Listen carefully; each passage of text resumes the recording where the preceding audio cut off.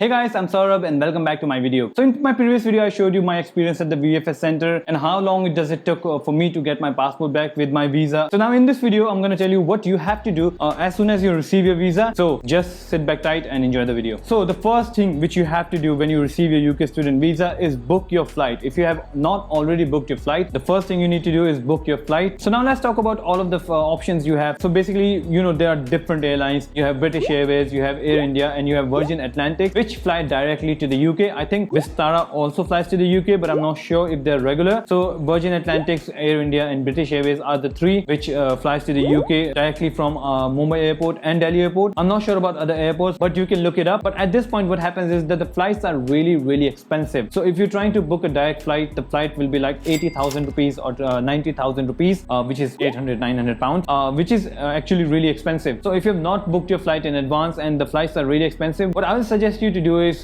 get a connecting flight. Now if you're flying for the first time, the thought of connecting flight can be scary. So basically, if you do have money, if the money is not an issue, just book a direct flight. You'll get 2 suitcases and that should be enough for you. But if you're a bit tight on money, you want to save as much as possible, you can get a connecting flight, especially Emirates, which goes from India to Dubai and then Dubai to London. Now there's a really big plus point with the Emirates. So basically what happens is that Emirates operate from many different airports in India. For example, it will fly from Delhi and Mumbai obviously, but it will also fly from some other airports, for example Chandigarh and Ahmedabad. Just take a scenario that you live in Ahmedabad, you live in Gujarat, and you have two options. What you can do is either you can take a train to New Delhi and then take a flight from there, or what you can do is get a flight from Ahmedabad to Dubai and then you can get from Dubai to London. It will cost you way less money. For example, one of my friends from Ahmedabad booked her flight for 55,000 rupees, where she got luggage for 40 kg, so she can take 2 suitcases with 20 kg each and 1 camel bag, and the whole flight was 55,000. So she will fly from Ahmedabad to Dubai and then Dubai to London. If you compare this to her other option, which was either she take a train to New Delhi, because then she can take 2 suitcases, or she can take a domestic flight from Ahmedabad to New Delhi. In domestic flight, you can only carry 1 suitcase, and if you want to buy another suitcase, it does cost you, I think, anywhere from 12,000 to 15 and even 20,000 rupees. So your first flight will be almost 20,000 with an extra luggage, and then from Delhi, if you're taking connecting flight, it will be almost 80-90,000, and the total cost will be 1 lakh rupees or 1,000 pounds. And the scenario will be that the person is taking one flight from to Delhi, and they're gonna change the plane and then gonna sit on the next plane and then take the plane to London. And with that case, you have to take your luggage out and then check in your luggage again at the New Delhi. So in this scenario, it was really beneficial for her to just take a flight to Dubai from Ahmedabad and then London from Dubai.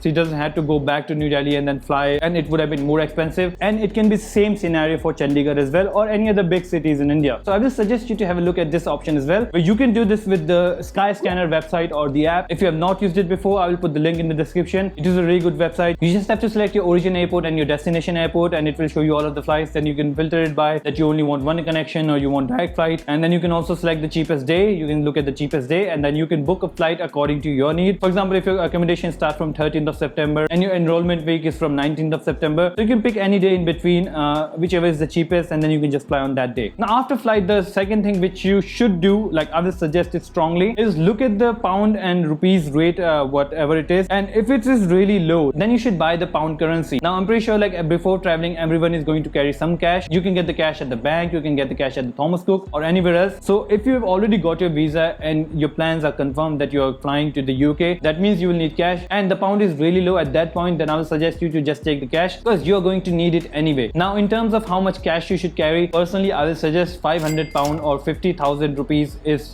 should be enough, but you can carry 1,000 pound just to be safe. At a given point, you can carry 10,000 pound cash into the UK, so you don't have to worry about the customs. I will make a more in-depth video that how much cash you're going to need in the first week in the UK before you can open your bank account, and then your parents can send money from India to your UK bank account. So I'm going to make a detailed video on that later on. And now the last thing which you should do is start listing stuff which you might need for the UK. Now I'm going to make a detailed video again, like which stuff you should carry to the UK, and should you buy it here or should you buy it in the UK. But you can also do it by yourself. So what you have to do is basically just search stuff on the Amazon UK, IKEA UK, Asda, Tesco, Argos, Curry PCs. I'm going to link all of the website down below, so you can just go to the websites. There are different websites like for groceries, where you can buy your utensils, where you can buy your bed sheets, where you can buy your laptop or any other electronic items. if you were thinking. So most of the things in the UK are not that expensive if you compare them to India. Like some of the things are really expensive in the UK, some of the things are really expensive in India. For example, if I wanted to buy a cutlery set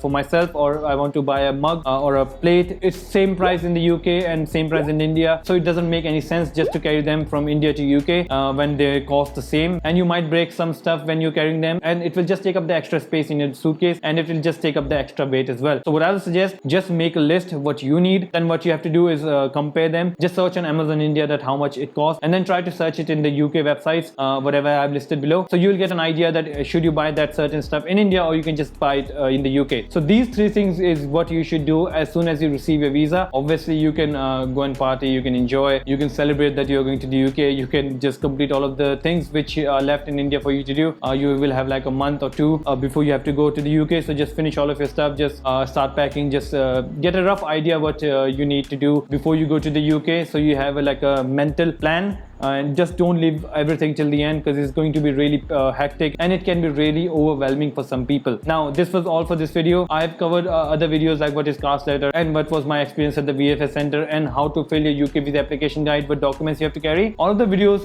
will be on my channel, so you can go and check them out. I will try to post more videos before I go to the UK. So if you want me to cover certain topics, you can write them in the comment section. I'll try my best to make those videos. And if you like this video, just press the like button, and if you want to see more of my videos, just hit the subscribe button, and I'll see you in the next one. Goodbye.